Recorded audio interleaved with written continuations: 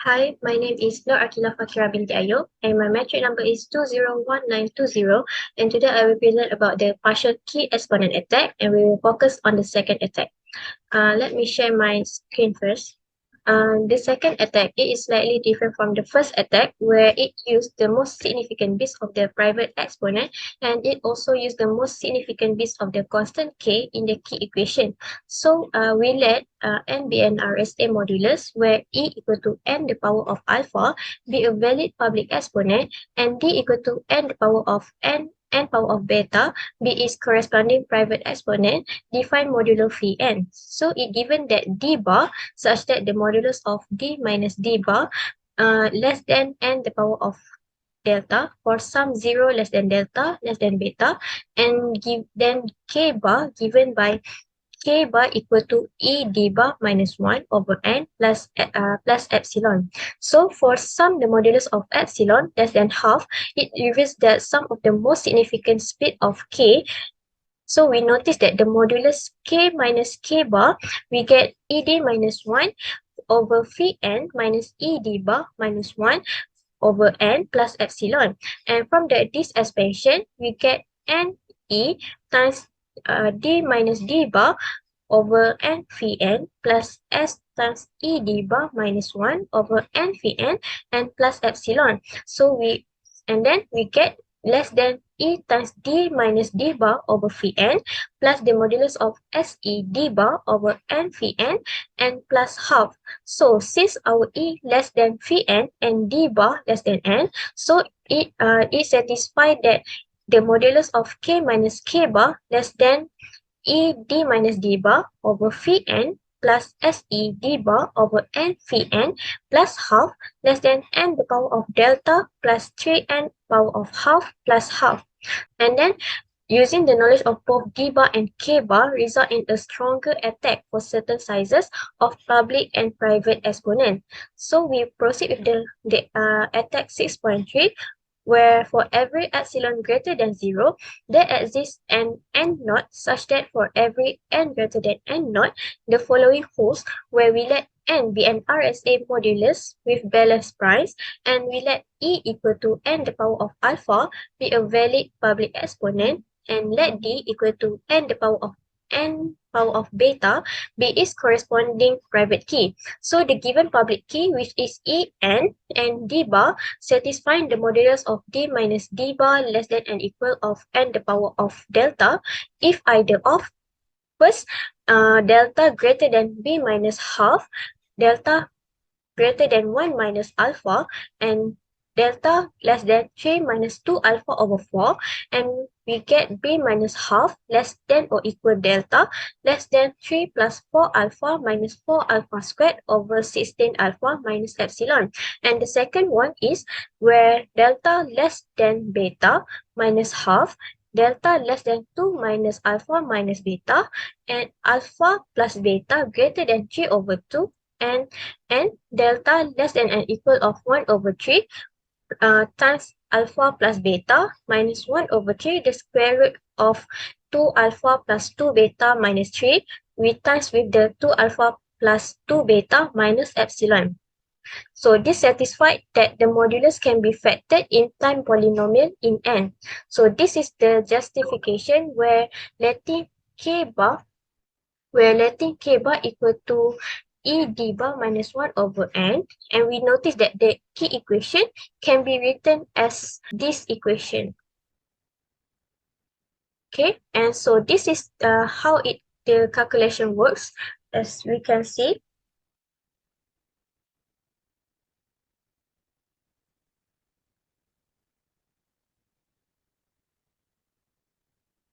So these two attacks apply for arbitrary public and private exponent sizes. So in practice, it is expected that at least one of the exponent will be full size. So we consider these typical cases below. So now we proceed with the full size public exponent. where we start with this attack 6.4, where for every epsilon greater than 0, there exists an n naught such that for every n greater than n naught, the following holds. We let n be an n-bit RSA modulus with balanced primes, and let E be a valid public exponent, and let D equal to n the power of beta. B is corresponding private exponent, define modulo phi n. So given the public key En and D bar satisfying the modulus of D minus D bar less than n the power of delta, where delta less than and equal of 5 over 6 minus 1 over 3 square root of 1 plus 6 beta minus epsilon. So then the modulus can be factored in time polynomial in log n. So for the attack 6.5, for every epsilon greater than 0, there exists an n naught such that for every n greater than n naught, the following holds. So we let n be an n-bit RSA modulus with balanced primes, and we let En be a valid public key, and let D equal to n the power of beta. B is corresponding private exponent, where Ed congruent to 1 modulo phi n. So given the public key and D bar satisfy the modulus of D minus D bar less than n the power of delta, if either of first beta less than 11 over 16, we get 0.687, and delta less than 3 over 16 minus epsilon.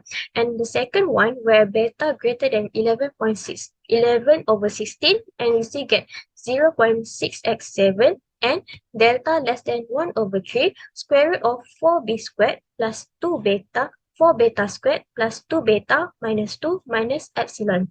Then the modulus can be factored in time polynomial in log n, and we notice that the bounds for the attack 6.4 and 6.5 match when beta equal to 235 over 512, and we get approximately 0.459, where attack 6.4 being stronger for smaller private exponent, and attack 6.5 being stronger for larger private exponent. Now I will proceed with the full size private exponent. So when the private exponent is full size, there are partial key exposure attack that can break RSA for any size of public exponent, provided that enough of the most significant bits of the private exponent are known. So the base known results are summarized, which show the fraction of bits 1 minus delta are needed to mount the attack for a given public exponent and the power of alpha. So when the public exponent is smaller than n the power of half, there are several attacks. So all of these attacks rely on the following result that allows them to essentially know the constant in the key equation.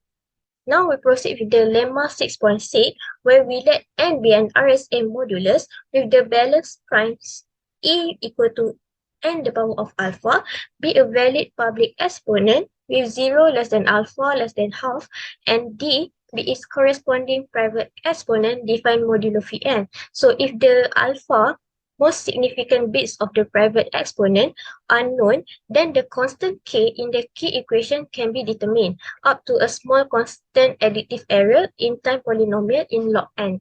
So this is the proving, where the alpha of most significant bits of the private exponent, we can construct D bar such that the modulus of D minus D bar less than D the power of 1 minus alpha less than n the power of 1 minus alpha, and D bar less than n. And then we get this equation where K bar equal to E D bar minus 1 over n plus epsilon, and the modulus of epsilon is less than half. Satisfy this equation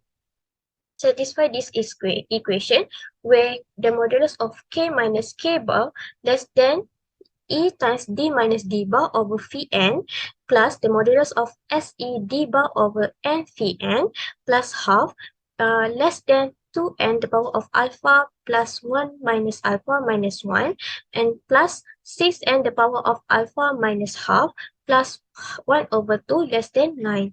So we use 2 phi n greater than n, the modulus of S less than 3n power of half, and D bar less than n, and alpha less than and equal of half. So the constant k in the k equation lies in the range of k bar minus 8 and k bar plus 8. So since k can be computed in time polynomial in log n, so the first attack applies to all public exponents smaller than n the power of half. Now we will proceed with the theorem 6.7, where we let RSA modulus with balanced primes e equal to n the power of 4 be a valid public exponent for any 0 less than alpha less than half, and d be its corresponding private exponent defined modulo phi n. So we let k be the constant in the key equation and let e equal to gamma k for some gamma greater than 1. So given the 1 minus alpha most significant speeds of the private exponent, the modulus n can be factored in time polynomial log n and gamma. So this is the proving where given the 1 minus alpha base of the private exponent first, construct d such that the modulus of d minus d bar less than d the power of alpha less than n the power of alpha equal to e. So since 0 less than alpha less than and equal of 1 over 2, it follows that the fraction of known bits 1 minus alpha greater and equal of alpha. And so by lemma 6.6, we can construct k bar such that the constant in the k equation satisfy of k in element of k bar minus 8 and k bar plus 8. And then next, assuming for now that we know k, and then we can compute dk congruent to E inverse modulo k, where ek equal to 1. Then we have ed congruent to 1 modulo phi n and ed equal to 1 plus k phi n. That dk also satisfy dk congruent to d modulo k. Thus, we can express the private exponent as d equal to dk plus dk for some unknown capital of D. So, since d bar is the 1 minus alpha most significant speed of the private exponent, we can almost completely specify d with d bar over k. Then the private exponent can be written as d equal to d bar minus d1 plus d minus d bar over k times with k plus d1, and then we can from the equation we can separate and we get d bar minus d1 over k plus d minus d bar over k times with k plus d1, where everything on the right hand side is known except for v equal to d minus d bar over k. So since the modulus of v equal to the d bar minus d1 over k, and it get less than d minus d bar over k and less than e over k, and we get gamma. So there are at most only 2 gamma plus 1 possible integers value that v can be. For each integer modulus of v less than gamma, we can compute a candidate for capital of D, and hence the private exponent as d prime equal to d bar minus d1 over k times with k plus d1. When v prime equal to v, then we have d prime equal to d, and the private exponent is found. So the modulus can then be easily factored since phi n equal to ed minus 1 over k is revealed. Therefore, when k is known, only 2 gamma plus 1 equal to, we replace gamma with e over k and we get 2 times e over k plus 1. The candidates need to be tested before the modulus is factored. So since k is not initially known, we can simply repeat the above method with each k in element of k bar minus 8 and k bar plus 8 that is relatively prime to the public exponent. So to ensure that no more than 2 gamma plus 1 candidates for the private exponent are tested for any given k, we can test the candidates by increasing values of v prime. That is, we fix v prime equal to 0 and try each candidate for each value of k, then fix v prime equal to plus minus 1 and try each candidate for each value of k, and continue in this way until k prime equal to k and v prime equal to v, which reveals d and factors the modulus. In this way, at most 70 15 times 2 gamma plus 1 candidates for the private exponent need to be constructed and tested. Since all computation can be done in time polynomial in log n, the result follows. To make it more clear, we consider the public key En, where is 325673 and N is 437444022784453. And given that D bar is equal to 219383, 516113 and 478. Then we begin to compute K bar using the formula of E D bar minus 1 over N, and we substitute the value of E D bar and N into the formula, and we get approximately 163329. And then we assume that K bar equal to K. And then next we compute for dk equal to E, the inverse of E modulo K bar, and dk congruent to 3 to 5 73 inverse modulo 163329, and we get 38,801. Then we let dk equal to d1. So we generate d prime by computing the formula of d prime, which is d bar minus d1 over k plus v prime times with k plus d1. So since we have the value of d bar, we have the value of d1, k and k, then we just can substitute all the value in this formula and we get this equation as we choose v prime equal to 0. So from the previous d prime formula, we substitute v prime equal to 0 and we get d prime equal to 219,383 516,105,381.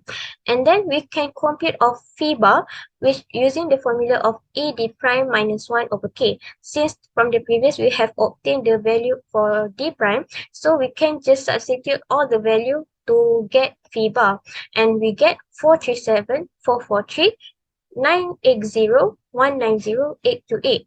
So solving the system of phi bar equal to phi n, which is we get 437,443,980,190,828. So we know that n equal to pq. So we have n minus phi n plus 1, and we expand it, we get pq minus p minus 1 minus q minus 1, and we get p plus q. So we can obtain values of p and q by using quadratic equation such that x squared minus n minus phi n plus 1 times with x plus n. So we have the value of n, we have the value for phi n. So we can just substitute in the quadratic equation by using n minus phi n plus 1 plus minus the square root of n minus phi n plus 1 squared minus 4n over 2. So we can get that p equal to 253,105,67 and q equal to 172,830,59. When we times of p and q, we get we have obtained back the value for n. So thus we can prove that k bar equal to k, v prime equal to v, and d prime equal to d. So that's all from me. Thank you.